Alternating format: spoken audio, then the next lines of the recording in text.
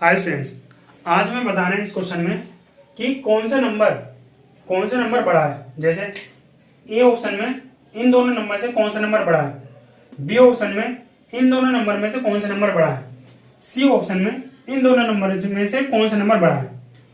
Mostly students in वाले क्वेश्चनों में confuse रहते हैं कि सर अगर हमसे पूछता कि 2 और 4 में से कौन सा नंबर बड़ा है तो हम सिंपल बता देते 4 बड़ा है। 100 और 1000 में से कौन सा नंबर बड़ा है तो हम सिंपल बता देते कि 1000 बड़ा है। लेकिन जब कभी भी नंबर फ्रैक्शन में लिखे हुए होते हैं और हमसे पूछते हैं कि कौन सा नंबर बड़ा है तो हम बता नहीं पाते। तो देखिए इस क्वेश्चन को इस प्रॉब्लम को सोल्व करने के लिए ये वाली वीडियो मैंने आपके लिए बनाई है। तो चलिए सीखते हैं कि इन क्वेश्चनों को सोल्व करने का आखिर तरीका क्या होता है, आखिर कैसे बताते हैं फ्रैक्शन वाले नंबर को कि कौन सा फ्रैक्शन बड़ा है और कौन सा फ्रैक्शन छोटा है। देखिए चलिए बताते हैं। जिसमें से पहला ऑप्शन उठाते हैं। पहला ऑप्शन है 1/4 और 1/2। अब देखो हमें पता है कि ये दोनों नंबर फ्रैक्शन में लिखे हुए हैं। फ्रैक्शन के ऊपर वाले नंबर को हम न्यूमरेटर कहते हैं, फ्रैक्शन के नीचे वाले नंबर को हम डिनोमिनेटर कहते हैं। इतनी बात सबको पता होगी। चलो अब ये देखो डिनोमिनेटर में यहाँ पे 4 है और यहाँ पे डिनोमिनेटर में 2 है। अब ये देखो इन दोनों डिनोमिनेटर में से कौन सा डिनोमिनेटर बड़ा है। 4 बड़ा है, 4 बड़ा है, 4 बड़ा है और 2 छोटा है। 4 बड़ा है, 2 छोटा है।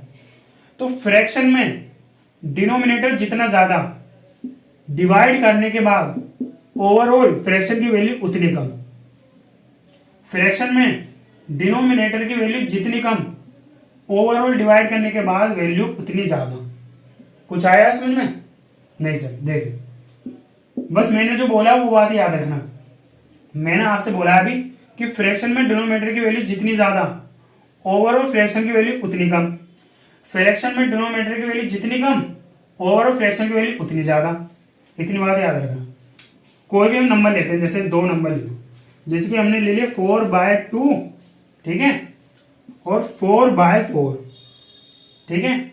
इसमें देखो न्यूमरेटर सेम था, न्यूमरेटर सेम लिया है, डिनोमिनेटर डिफरेंट था, डिनोमिनेटर डिफरेंट लिया है। मैंने अभी आपसे एक बात बोली थी ऊपर कि फ्रैक्शन में डिनोमिनेटर जितना ज्यादा डिवाइड करने के बाद ओवर वैल्यू उतनी कम। फ्रैक्शन में डिनोमिनेटर की वैल्यू जितनी कम, फ्रैक्शन में डिनोमिनेटर की वैल्यू जितनी कम डिवाइड करने के बाद ओवरऑल वैल्यू इतनी ज्यादा। देखो डिवाइड करो, जब 4 को हम 2 से डिवाइड करेंगे तो रिजल्ट क्या आएगा 2।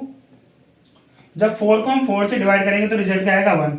अब बताओ 2 और 1 में से कौन सा नंबर ज्यादा है? सिंपल 2। और मैंने अभी आपको ये तो बताया था, जब डिवाइड करेंगे फ्रैक्शन में डिनोमिनेटर की वैल्यू जितनी कम डिवाइड करने के बाद ओवर वैल्यू इतनी ज्यादा। देखो 1 से ज्यादा है वैल्यू 2, तो कौन सा नंबर बड़ा है? ये वाला। बस ये मेथड याद रखना है हर किसी नंबर में, हर किसी फ्रैक्शन वाले नंबर में। बस यही याद रखना है कि फ्रैक्शन में डिनोमिनेटर की वैल्यू जितनी ज्यादा डिवाइड करने के बाद ओवर वैल्यू उतनी कम। फ्रैक्शन में डिनोमिनेटर की वैल्यू जितनी कम ओवरऑल डिवाइड करने के बाद वैल्यू उतनी ज्यादा। देखो जब इसे डिवाइड करा तो रिजल्ट क्या आया 2, इसे डिवाइड करा तो रिजल्ट क्या आया 1। तो 2 और 1 में से कौन सा नंबर बड़ा है? 2। और 2 कहां से निकल के आया? इस नंबर से। तो ये वाला नंबर बड़ा होगा as compare to this number. इतनी बात है समझ में? जैसे कि बी ऑप्शन देखो, बी ऑप्शन में देखो 2/100 और 2/1000 में कौन सा नंबर बड़ा है? भाई मैं डायरेक्ट आंसर बता रहा हूं, ये वाला आंसर बड़ा है। सोल्व करके देखो, इसी तरीके से सोल्व होगा। ये देखो फ्रैक्शन में कौन सी डिनोमिनेटर की वैल्यू ज्यादा है? ये वाली ज्यादा है और ये वाली कम है।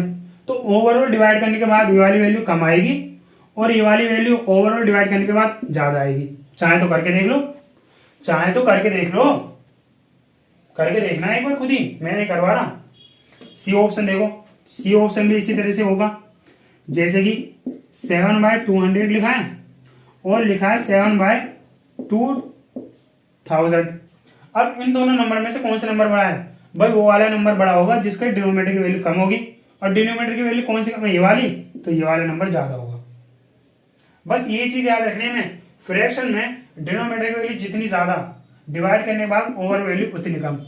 फ्रैक्शन में डिनोमिनेटर की वैल्यू जितनी कम, ओवरऑल डिवाइड करने के बाद वैल्यू उतनी ज़्यादा। इन क्वेश्चनों को सॉल्व करने का यही तरीका होता है।